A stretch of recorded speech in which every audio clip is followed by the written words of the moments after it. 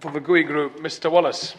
Zelensky won amazing support, 72% in the election, and he won it on a pro-peace platform. It's a clear signal that the people of Ukraine certainly want peace. The only ones who seem less interested in it are some of the neo-Nazi groups and obviously the people who make a living from selling arms. Speaking of arms, I mean, Ukraine, as you I'm sure would admit, has many, many challenges going forward. And I wonder why a country would spend much money on arms when you have so many other challenges to face, because it won't necessarily feed your people. And I'm just wondering what you think of that. On the issue of anti-corruption laws, privatization has come up, and we know that when Russia engaged in privatization under Yeltsin, it actually increased corruption, and the only ones who benefited from it were the oligarchs. Is there any truth in the rumour that Zelensky is considering privatizing the large tracts of land that Ukraine still controls and generally leases? I wonder, could you tell me why Zelensky met a few days ago with the neo-Nazi group C14? The group is recognised even by the US analysts as a terrorist organisation. In the Minister's view, do such meetings in support of neo-Nazis help the peace process? And lastly, I wonder, why did your Prime Minister Huncharuk yesterday attend a concert of the veterans organised by neo-Nazi battalions? Again, C14 was the organiser of the concert. These people are against the peace process. I'm sure your government is for it, and I'm just wondering why you're engaging with these people. But I'd like specifically to stop on Nazis, communists, and C14, and how we can spend money on arms when we have nothing to eat to Ukrainians. It's not that true that we have nothing to eat. We do have something to eat in Ukraine. It's not that bad. We managed, with your assistance and help, in 5 years from the zero, come up to 4.6% of economic growth. Whether we spend enough money on weapons, I'm not even agreeing on this one. We are spending 2.3% on defense, which is the NATO norm for non-fighting nations. 5.6 we're adding up with defense and security. I believe that we would have to spend at least 30% to be able to withstand aggression against us. But let's be realistic, the small Red Army can't win the bigger Red Army.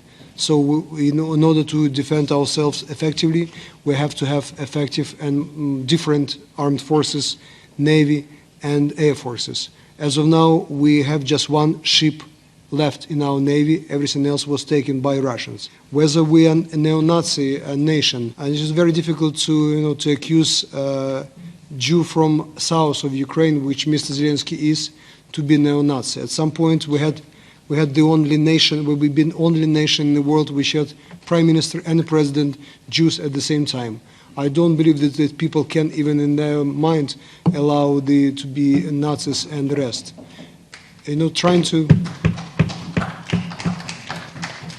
Trying to accuse Ukrainians with being Nazi. When we started this war, I had very similar setting of people who asked me, but you have radicals. Yes, we told, yes. Unfortunately, you have to become radical when you are losing people left and right, and 7% of your territory been stolen, and the peninsula with 2 million people were stolen.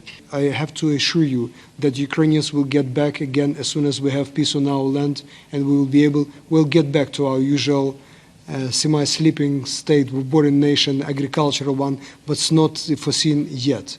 As soon as we manage to fight this effectively, we will get back, and we believe that we already now managed to introduce all of the groups which we are fighting for our freedom within our armed forces, disciplined and kept under control.